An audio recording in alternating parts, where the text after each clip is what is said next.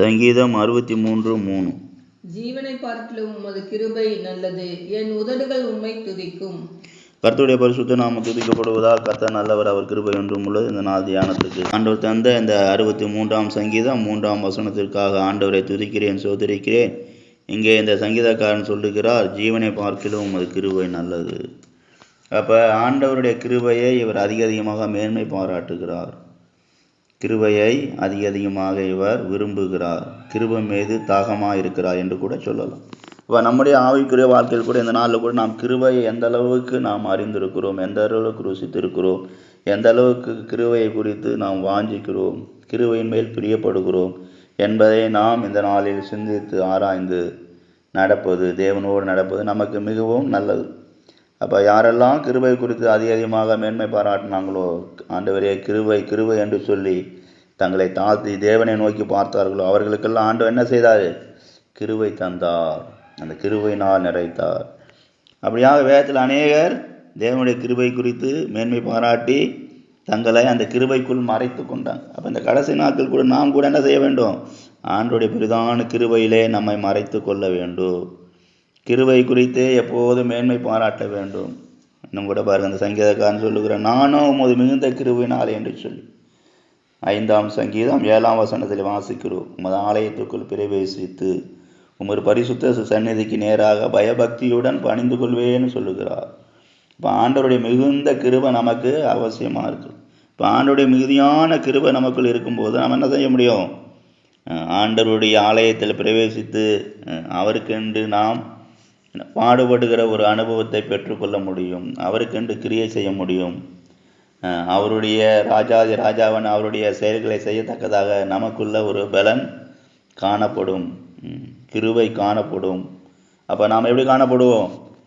தேவனுடைய பெரிதான அன்பில் வல்லமையில் நிறைந்து தேவனுக்கென்று ஓடிக்கொண்டே இருப்போம், செயல்பட்டு கொண்டே இருப்போம். எல்லா சத்துரு வல்லமையும் நிர்மூலமாக்கத்தக்கதாக தேவனுடைய கிருபை நம்மை தொடர்ந்து நடத்தி கொண்டே இருக்கும்.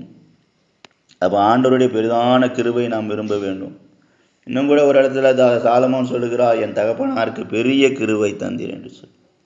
அப்போ பாருங்க, ஆண்டவருடைய கிருபை பெரிதாக நம் மத்தியிலே காணப்பட வேண்டும். அப்போ கிருபை பெரிதாக காணப்படும் போது நாம் எப்படி காணப்படுவோம்? அந்த பாதாள வல்லமைக்கெல்லாம் தப்புவிக்கப்படுவோம், உலகத்தின் வல்லமைக்கு தப்புவிக்கப்படுவோம், உலகத்தின் காலப்படுக எல்லா சிற்றின்பங்களுக்கு தப்புவிக்கப்படுவோம். தேவனுடைய பெரிதான செயல்களுக்காக நாம் ஒவ்வொரு நாளும் ஆயத்தப்படுத்தப்பட்டு கொண்டே இருப்போம்.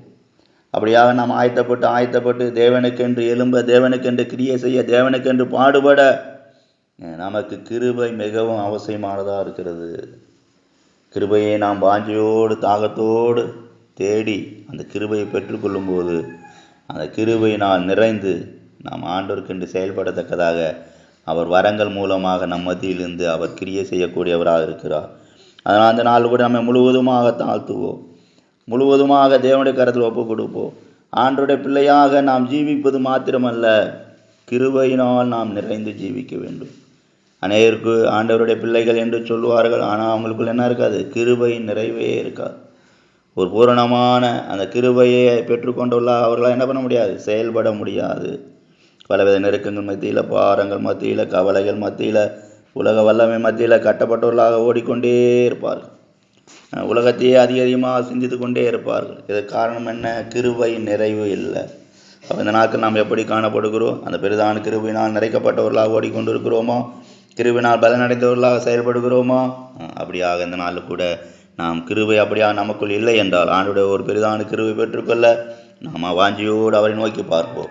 நிச்சயமாகவே நம்முடைய தேவன் நமக்கு உதவி செய்து அவருடைய பெரிதான கிருபை தந்து நம்மை ஆசீர்வதிப்பார், நம்முடைய குடும்பங்களை ஆசீர்வதிப்பார், நம்முடைய ஊழியங்களை ஆசீர்வதிப்பார், நம்முடைய கிராமங்களை ஆசீர்வதிப்பார், நம்முடைய தேசம் பட்டணம் அனைத்தையும் ஆசீர்வதிப்பார். ஆண்டவரிடத்தில் எப்போதும் அந்த பெரிதான கிருபை வாஞ்சியோடு தாகத்தோடு நோக்கி பார்த்து கொண்டே இருப்போம். கர்த்ததாமே இந்த வசனங்களால் நம்மை ஆசீர்வதிப்பாராக. ஜெபம்.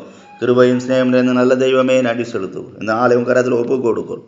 இந்த நாள் முழுவதும் உங்கள் சமூகம் எங்களோடு இருக்கட்டும், உமது கிருபை எங்களோடு இருக்கட்டும். உமது பெரிய கிருபை, உமது மிகுந்த கிருபை ஆண்டவரே எங்களை பலப்படுத்தட்டும். ஆசீர்வதி. இயேசு நாமத்தில் பிதாவே, ஆமென்.